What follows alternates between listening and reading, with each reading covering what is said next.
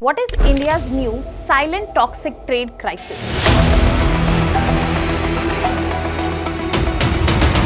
How come Moradabad, which is a brass city, has become an unofficial and informal recycling bin?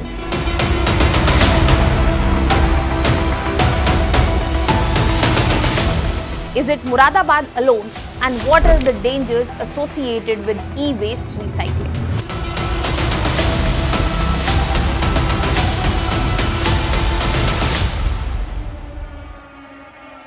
Globalization and digital boom have created mountains of electronics junk, and that junk has affected multiple cities across India and also the globe. Moradabad, a city which basked in the fame of brass-made goods, today is known as the India's e-waste recycling hub, and the repercussions that come with it are catastrophic. Hello everyone, welcome to Vajiram and Ravi's Flash News. My name is Shubhangi Singh. Today we are going to talk about that how e-waste recycling is the need of the hour and it is not being addressed properly and it is calling for our attention. So let us begin with understanding that what exactly is e-waste. So when we are talking about e-waste, it is electronic waste. It basically means anything that is discarded which was electrical, electronic, and it was some sort of equipment which was present before. So when we are talking about e-waste, that is electronic waste, it is basically anything electrical, electronic equipment which has been discarded. So the key word here is something that is not being used, electrical equipment that is not being used and it has already been disposed. It can be your computer, it can be your mobiles, it can be your cables, it can be your TV and circuit boards, etc. Now, when we are talking about electronic waste, as I started this conversation with, that it has become a huge crisis and it is affecting not just environment, livelihoods, but also humans. Now, let us understand the expanse of the silent crisis that we are looking at. So, when we talk about this crisis itself, we get to see that at the global level, as per the UNEP report,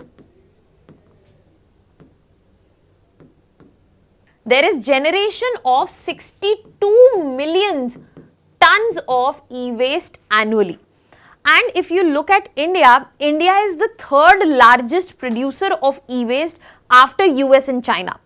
If we talk about numbers for India alone, as per CPCB report, we get to see 1.65 million tons generated in a year, and this data last was given by CPCB report for 2022-23.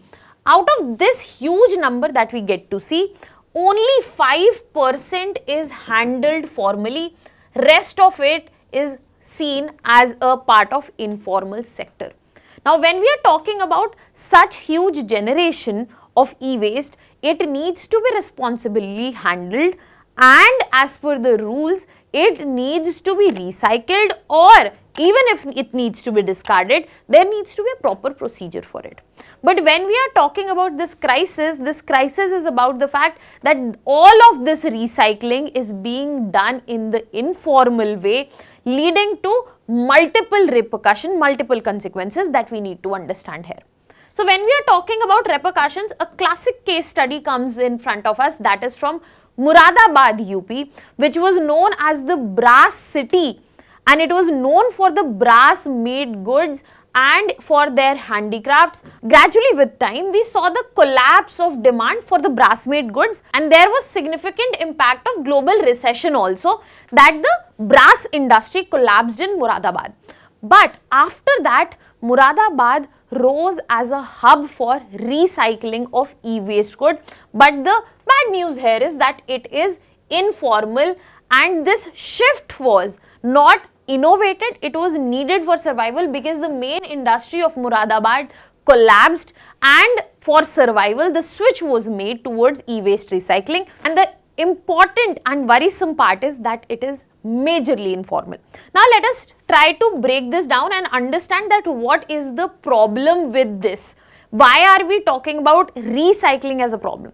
We are talking about recycling as a problem because it is being done in informal ways, unofficial ways and harmful and hazardous ways. So that is the main issue. The processes that are being used for recycling, they are informal and they are hazardous as well, because there is no regulation that we get to see. Now let us understand each process one by one. So when we are talking about these processes, for example, dismantling. Dismantling is when the laborers or workers are hammering the products to extract the circuits which are present there. If we talk about burning, which is usually the open burning of motherboards, in such scenarios there is recovery of copper, silver, but it leads to production of fumes, which includes toxic lead as well as mercury. So when we talk about cooking circuits, the chips are heated in a shallow pan, which mounts to lead exposure that is seen. Then we have acid baths, which is one of the most common methods present, where nitric and hydrochloric acids are used to dissolve chips in order to retrieve gold and silver, and this is also responsible for toxic gases which are released. Now, the explanation of these processes must have made you realize that what is the problem with e-waste recycling if it is done informally, because these ways are absolutely hazardous. They have repercussions on humans, on the environment and the livelihood itself. Now let us understand the impact in detail. So if we are talking about impact, you get to see the impact on people, you get to see the impact broadly on the environment as well. So if we are talking about people, they are exposed and they are vulnerable to respiratory diseases, and there is proneness to cancers as well as skin disorders. Apart from that, there is neurological damage as well as cognitive impairment which is seen in children. Furthermore, women workers are more prone, especially during the pregnancies, which can also lead to birth defects that can be seen in newborns or during the pregnancy itself. Now, this is the impact that we are going to see pathologically on the human body. Apart from that, the environment is also degrading, where there is contamination of Ramganga river with heavy metals. So if you look at the map of Moradabad, you will find this district somewhat like this, and Ramganga river is crossing it, and it is being contaminated with heavy metals which are seeping through such areas. Furthermore, it has been seen that there is a soil fertility loss because of the acid dumping that is taking place, and there is also long-term groundwater poisoning. So the problem with the impact on environment, apart from the fact that it will have ecological repercussions, that it will further add to the impact that we are seeing on people, and this cycle will go on.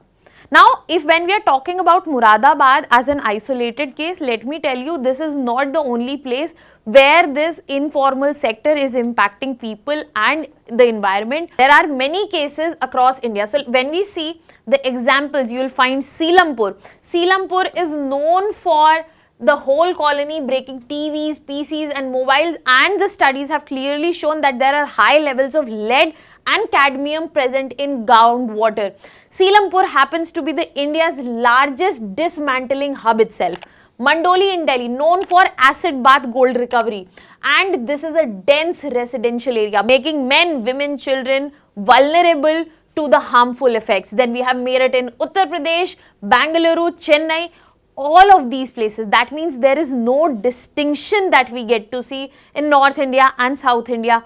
E-waste as an issue, the generation and recycling is affecting pan-India, and it is a pan-India problem as of now. But the question is, why is nobody talking about it when we have mounds of junks in our household as well, which we go out to dump, and there is mountains of electronic junk that is being created throughout our country? Why is this going unnoticed?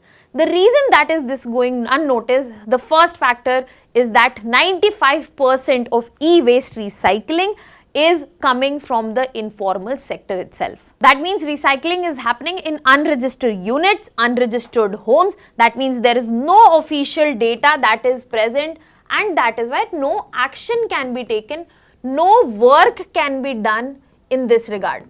There is no data, and it aids the invisibility that e-waste recycling, the hazardous e-waste recycling is getting. Apart from that, livelihood dependence makes it a crucial, important means of generating income. So when we are talking about Moradabad itself, because the brass city collapsed, that whole industry collapsed, people had to shift to this particular work. Now, because there was no option, where will they get livelihood from? So here the main role that you will get to see is basically of the low income families are involved in such informal work because they have no other source of income generation itself. So when we are talking about the impact on environment, we also have to think about what will people do. So this is where we get to see the job versus environment dilemma. Furthermore, one of the most important causes that why this whole problem is going unnoticed is the weak implementation of laws. It's not like that we do not have laws related to e-waste management. There is e-waste management rules of 2022. If we talk about 2016, we got extended producer responsibility, something so important that could have been a game changer, and India could have been the case study for e-waste management across the world. But the problem is in the implementation itself. There is existence of law but merely on paper. There is lack of implementation when we are talking about such laws. There is existence of extended producer responsibility but producers outsources, but there is no safe collecting, and the monitoring that needs to be done by State Pollution Control Board, that is also limited or negligent. Then we find another big factor is the low awareness itself. People who are involved in this industry do not have the awareness that what risk they are lying at and what are the ways to protect themselves. If there are any protective gears, masks that can be used, there is low or little awareness regarding that. And another important point comes here is that this is a policy blind spot. So if you look at the conversation whenever we are talking about pollution itself, there is conversation about air pollution, there is conversation about plastic pollution, but e-waste, something that is right in front of us, is not being discussed. So the awareness itself is fueling the policy blind spot because policy would be made of things which people are going to demand. So policy is something that comes from the politics itself. If people are not going to demand, if people are not going to ask, the representatives will not pay enough heed, and that is when a blind spot is created, which has been created especially for this given crisis. Now the question is, what needs to be done to address this situation?